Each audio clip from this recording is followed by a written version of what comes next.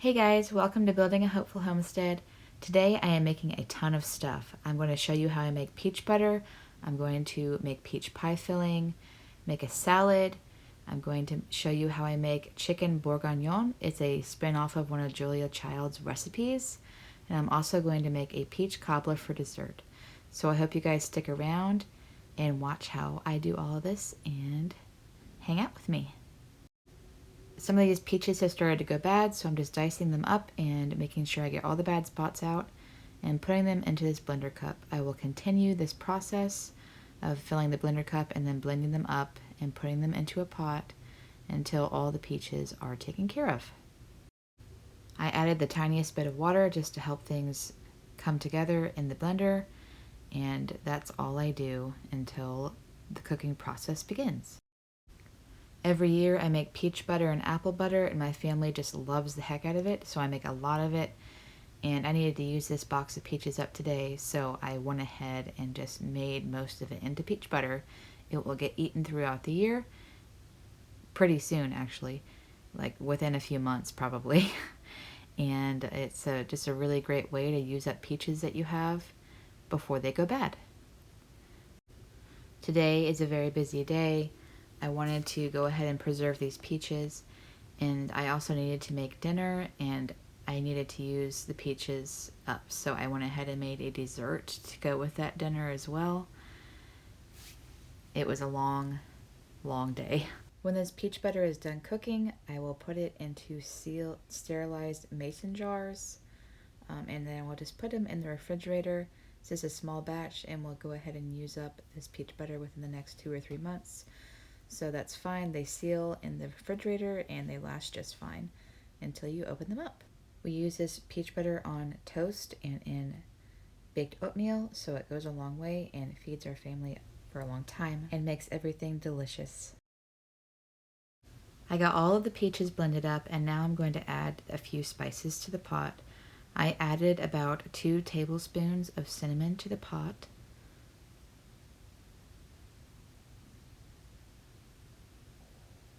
And the same for the peach pie filling. That's cloves. I'm just not gently getting them into the pot. I added about 1/4 of a teaspoon to each pot. The peach pie filling that I'm talking about is this pot full of peaches right here. I decided to go ahead and make some to make some baked oatmeal with later. So I just went ahead and did that while I was cutting up the peaches. Here I'm adding about 1/2 cup to 1 cup of sugar to each of these pots. As you can see, I added more to that one. That's probably 1.5 cups of sugar right there. The peach butter only uses about 1/2 cup for all that pureed peach, but the peach pie filling, I use a little bit more because I wanted it to be more sweet. When I put these on the stove, I brought the peach pie filling to a boil, and then I turned it down to medium-low. And now I'm taking some of the peach pie filling juice and adding it to a cornstarch slurry that I made with just cornstarch and water. I'm doing this so that the cornstarch does not clump up when I add it to the peach pie filling, because you don't want big clumps of cornstarch in your peach pie filling. And once I add this, I'll just let it cook and simmer for a while, and when I come back, it will be nice and thickened up for me.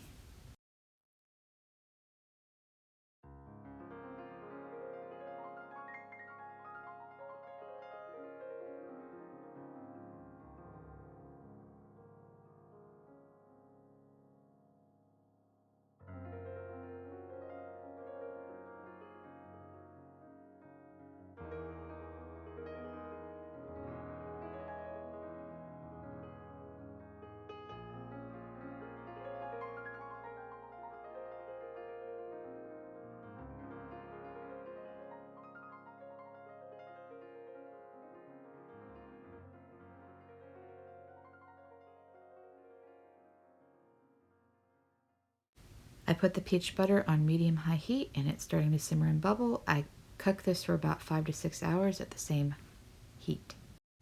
Now you can see that the peach pie filling has really thickened up nicely and it's cooked down well.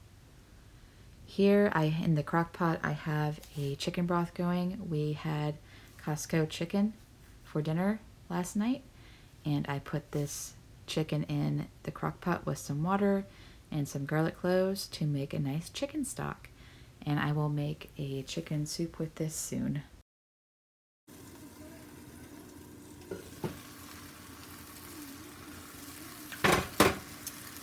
I am just braising these 5 chicken thighs in olive oil, a little bit of seasoned salt, it was about a teaspoon, and garlic.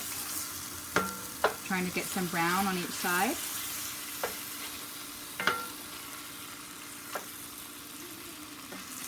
And I flip them over once they're brown.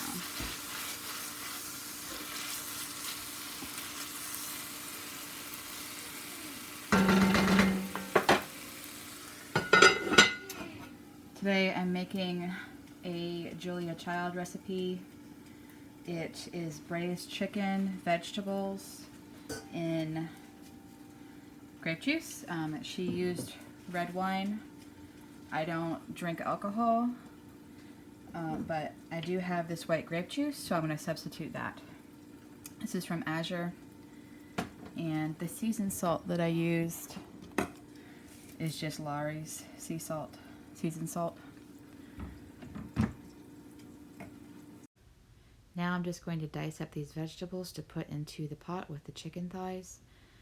This recipe turned out really, really delicious. I'm going to make it again. My entire family loved it, even my 2-year-old.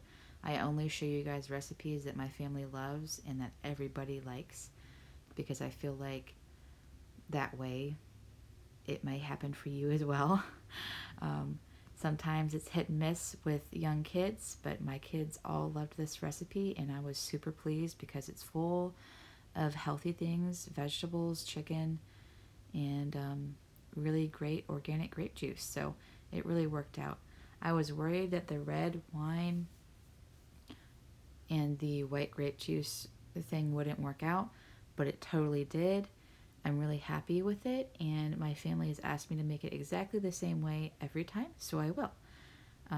Sometimes things work out when you have to substitute ingredients and you don't want to go to the store all the time, so that worked out great for me today. I'm trying to be better about using what I have and not running to the store to get special ingredients for specific recipes, trying to substitute what I have to make things work. And most of the time it's really been working out for me, and I'm really pleased with the results. Here I am chopping up a leek. I use most of the leek. A lot of people don't use the green parts. I do, because I think it's kind of wasteful. I also tend to put them in with chicken stock when I make them sometimes. It just depends on if I have room in my freezer to freeze the leavings of the vegetables. Sometimes I do, sometimes I don't. Right now I don't.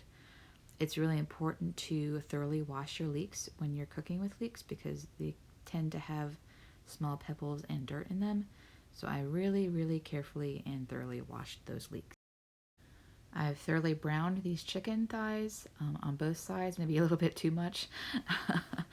I am going to add some better than bouillon seasoning here in a minute, and then I'm going to deglaze the bottom of the pan with the white grape juice. At this point, you should preheat your oven to 350 degrees so that by the time everything has been cooking on the stove for a while, your oven will be preheated for you. I really enjoy cooking recipes like this for my family. They're always a hit. For some reason, my family always loves a meat, potato, carrot, and onion dish. No matter what it is, it could be roast, it could be rustic chicken stew, it could be chicken bourguignon. As long as it's roasted, my family tends to really love it. So I'm really blessed in that sense, because those are really affordable things to cook. Here I'm adding the potatoes, carrots, and onions to the pot. And then I'm adding the Lawry's seasoned salt on top of that, and some black pepper, and some thyme. Lastly, I'm adding the leeks.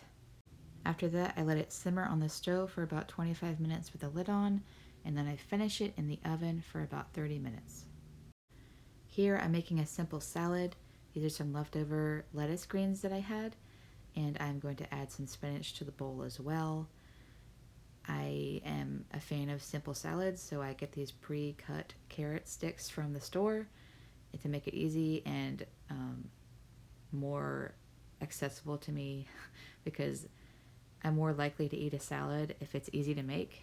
I'm just adding some avocado to this because my daughter and I really like avocado. The boys pick it out and give it to us instead, so that's fine, but I just put it all into the bowl and tossed it around.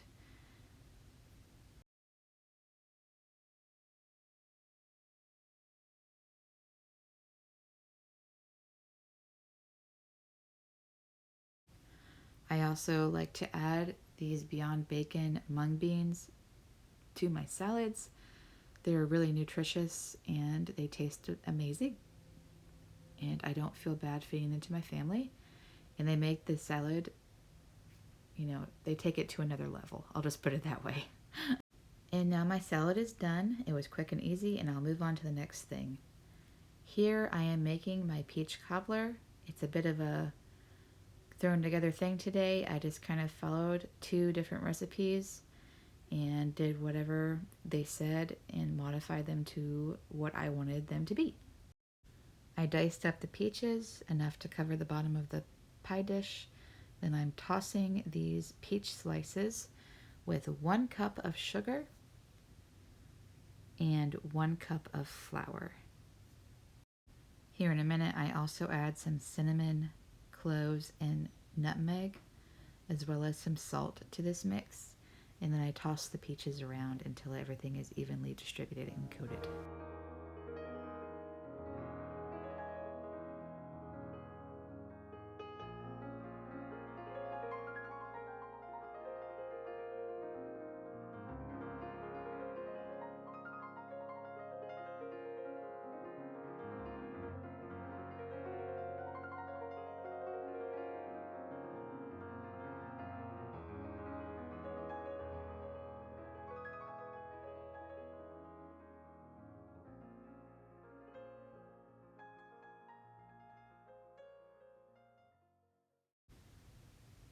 Here I am going to add 2 cups of flour to this bowl.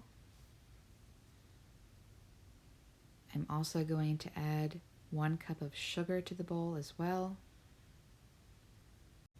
This mixture will go on top of the peach cobbler to make the bready crust. And the mixture that I put in with the peaches will make it nice and thick on the bottom.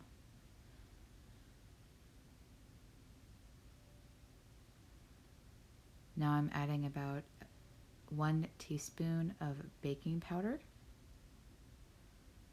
And I'm stirring this up and incorporating everything really well together. This is about a cup of buttermilk. Sometimes I don't have buttermilk, so I did use a cup of milk and then I put some vinegar in it and it helped make it buttermilk. And I added 1 egg to that, and now I'm going to stir it up.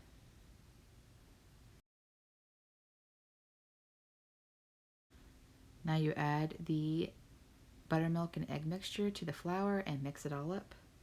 And then you put it on top of your peach cobbler and bake it at 350 degrees for about 30 to 40 minutes until everything looks done and the toothpick comes out clean. I do add 1 more cup of flour here just to thicken up this mixture so that it's not so thin. I used a little bit too much milk when I did my buttermilk mixture, so that's why I said it was just kind of thrown together. I just kind of took advice from 2 recipes and did it my way. Sometimes it works out, sometimes it doesn't. Today it worked out. Before I put this in the oven, I'm cubing up some butter and putting it on top. It's evenly distributed over the top of the dough, which is going to be the crust. And then I sprinkled the top with sugar. Adding sugar to the top helps form a crispy crust and it tastes super good. I also top this with a few spices in a minute, cinnamon and cloves again. Normally I edit out the cleaning process, but I want to be real today and show you the mess I made. I got flour everywhere. It's on my butternut squash, on my baskets, it's everywhere. I think cleanup is a really important process of cleaning. You can't be a good cook if you don't clean your surfaces and clean up after yourself. So I try really hard to keep my kitchen neat and tidy so that when I move along to the next project, I'm not tripping over something or in need of a dish that's dirty. So it really helps out with the cooking process.